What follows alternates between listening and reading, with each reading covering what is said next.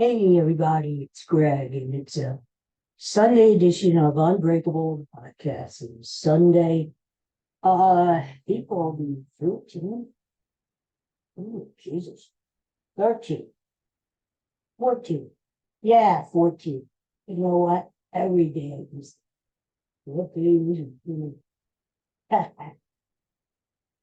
I wanted to come on and say thank you everyone for recent prayers, for God, and for me. As you know, you follow me on Twitter, but died last week. And I wanted to come on today to have a little celebration of Bud's life because he deserves that. He had a life that is worth celebrating, and not not gonna cry. I've cried enough this past week. So I thought I'd share some fun anecdotes about Bud and some of my favorite pictures of Bud. And you know, uh that's what I need to do. I need to this is good therapy. Good therapy for me. This is good because I need to share some think about the good times with Bud, not just the not the sad times of this last week. I miss him a lot, and I expect him to walk in that door any minute, like he always did. He would pop his head in, or Daddy, are you there? Can I come in? And just walk in and hear the toenails clicking on the hardwood floor. And sit down on that rug over there, either watch the podcast, just hang out, or sleep, or eat. I still have his bags of snacks here. And the cool thing about the podcast is he appeared on many shows. He was my sidekick in this one. Ed McMahon, Ryan William B. Williams. And so if I ever miss him too much or what, I can just put on one of these shows, and we did almost 300 of them. And there he is, he's there. So, but Bud is always going to be. The spirit is always going to be. And um, they asked me what, after Bud died, what to do with his body, and I said I couldn't just let them just throw it away, but I could do it. So, they have the spiel after it dies. They got the herbs and the box and so I said, you know what? I want him to come. I want him to be with me. And so picked out a nice little walnut little box, a little gold-plated top that says his name, Bud. And I'll put his favorite toy, Oriole, in the mystery box. I took Oriole in, when he got sick. He was in the hospital. He was in the hospital for 4 days. And took the Oriole in when they put it in his oxygen chamber to his belly. And, he survived. He survived. So, but yeah, let's what's coming. I'm gonna put it right here next to next to the computer, and Bud's going to be here as long as I'm here. Bud's going to be here. So I wanted to show you some favorite pictures that I have of Bud, and maybe scrapbook, and maybe one day I'll write a little something about Bud. He certainly deserves it. But here's one. I don't know why they would put clown, like a clown collar on him there. You could see his teeth there. That was Bud's spine, you know. He certainly looked Joey. Maybe it was Halloween, maybe it was Mardi Gras, but there's the Budster. And now this one, you know, he was really good. He was a great babysitter. When Katie was smaller, she'd spend a lot of time in the playpen. So in order to keep her safe, we put her in a playpen when Ollie and I were going out to the grocery store or something. And we would say, Bud, watch the baby. Well, he would go from the living room into the bedroom and literally sit there and watch the baby. Literally watch the baby till we got home. This is proof of it. There's Bud sitting there. Well, and the baby's in her bed. He was really good babies. And he'd work cheap. They'd charge a double. And Tongue Man, Return of Tongue Man. Huh? This is what I love. Look at him. Look at Bud. Huh? There's the man with the tongue. You know, I had mixed feelings again. The Hawks, you know. He was, you know, all the 4 days, Bud was rattling up and down. It's like a roller coaster. He was getting better, and he said, nah, he was declining. Then the night before he died, he was eating some baby food, and they were starting to wean him off of the oxygen. He had pneumonia, and but you know, they thought he was getting better with the antibiotics, and they were thinking of weaning him off the oxygen because when he was out in the room oxygen, he wasn't doing good. He couldn't breathe, so but they had to get him down to like 25% in order for him to come home. And they had him down to 40, and they tried him the morning of, and because they wanted to get another chest X-ray. They thought maybe the antibiotics were working, and it was perking up, and he was eating. Yeah, so, but when they took him out of the oxygen chamber to get that second chest X-ray, he did do well, and that's when they called early morning phone call and saying, you know, come on, baby. Let's see. This is a good picture here. This is, for some reason, there's his toy Oreo on the picture pillar. Now you see what he did, and he did this by himself. For some reason, the pillow on one end of the couch, and you could see in the living room, he put Oriole there. He stood him up, put him on the pillow, and then he walked out to the other end of the couch, and he sat there. Now, I don't know why he did that. Maybe he thought, well, okay, Oriole's got one pillow, and I'll have the other, and then we'll just sit here and we'll just latch all day. But he did that. Why? I don't know. He did a lot of odd things, but he was so cute, but a little strange.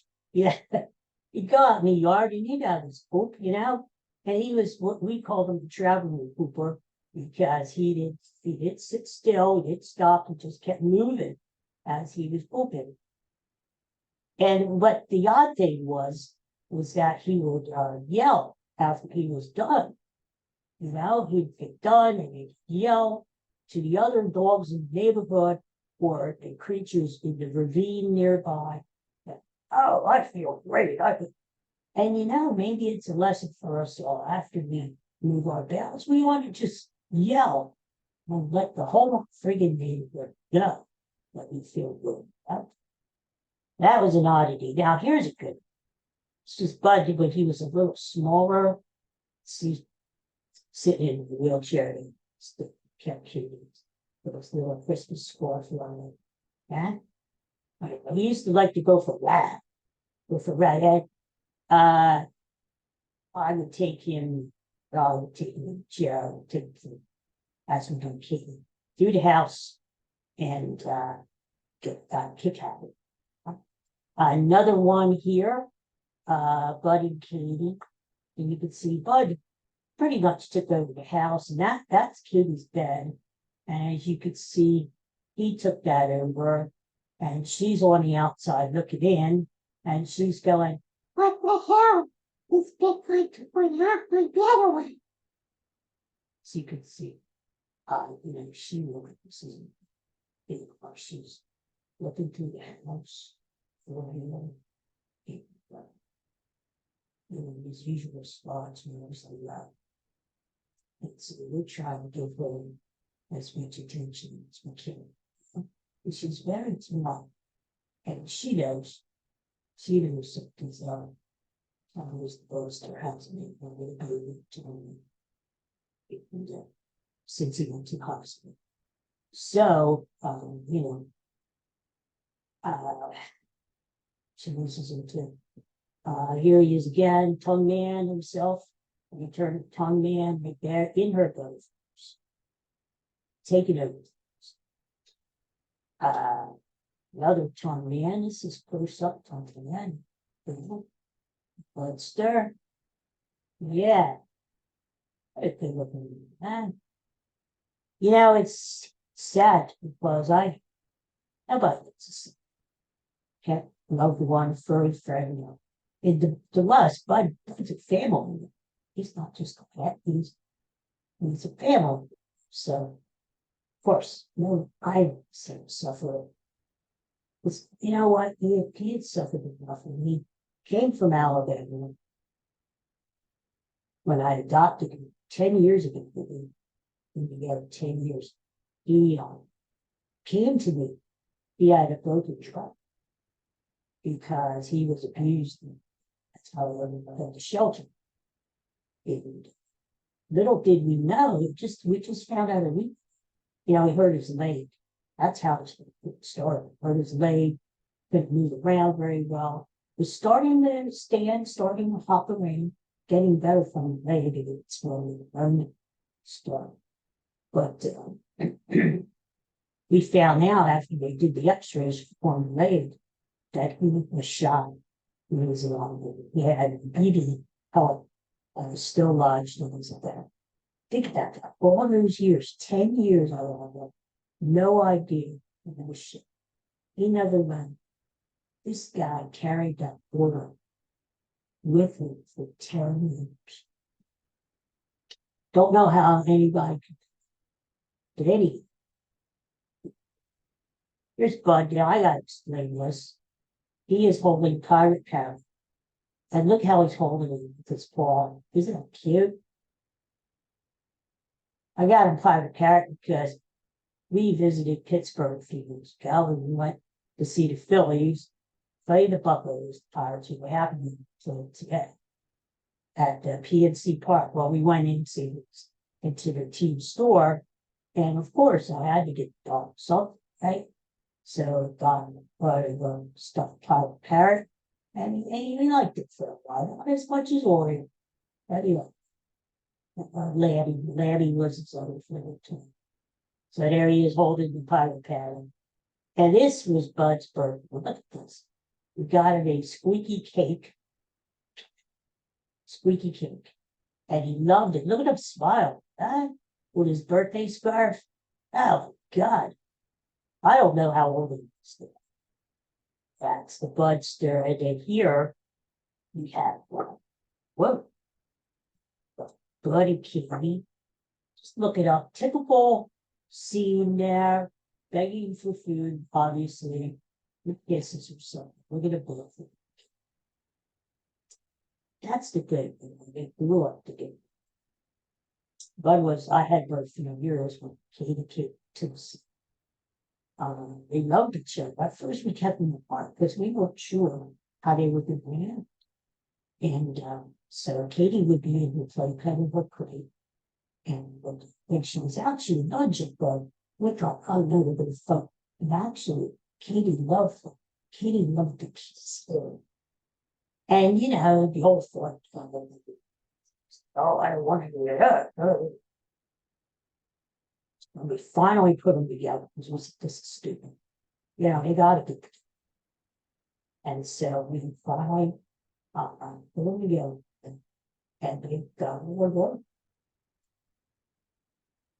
In 8 years, they do each other close to the group. So got one thing. They loved each other. And his association. Well, tell me again, and yes. And up. This was their first Christmas together. Look at that, one presents. Katie's so cute now. She looks like a little mask there, or dressing them. And Bud with all the snazzy tie thing, with all the presents. And tell you what, Day, those doors, wasn't one of them. And Katie Stars, Bud here with his Christmas time again. Making grand. Look at that. That doesn't he look good? There's my Budster. Just a couple more. Appreciate it, guys. Hanging in there.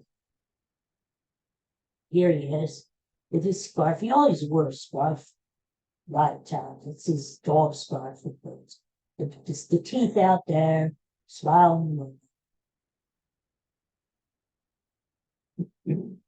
This is one we took. He used to like to take him to the garden, and I used to love to walk the trails and put some fresh in. He'd pee about 48 times during one trip, and poop about 16. But he loved the smells and the scents. There's Bud making his back in all of it. Now this one needs a little explaining. Babushka Bud. There you go, Babushka Bud. I work for free. I work for free. There you go. I just got one of them booked. There's Babushka. You know, Bud understood a lot of Polish, a lot of Polish. And because of it, my mom used to always say to the dogs, we always had dogs, you know, she would always use mixing some soda for his English. Why? But choo choo was sleep. Go to sleep, choo choo, choo choo. And that's what I told him. He was coming and playing with his paws, and he thought the guy was okay.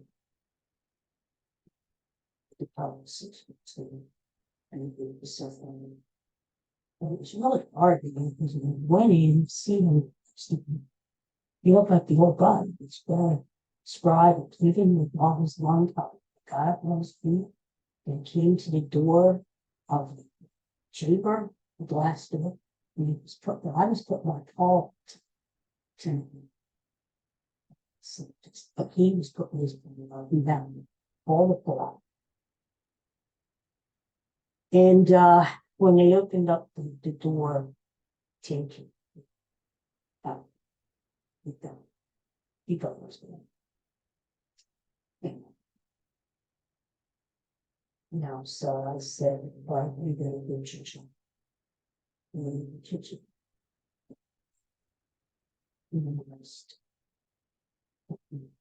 But he understood a lot of people thought, a lot of Slovakians, papu is food. But in Bud's case, because he would have eaten at times when he was young, we used the term special papu. Special papu. Not just regular papu, special papu. So that were things I believe should be in place.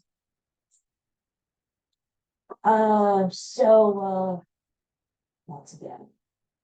One more here.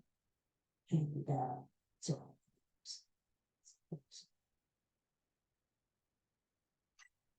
well, I'm going to come back and be sure soon because I can't do it for a couple days and doing one job. So we got soon to talk about sport to and and this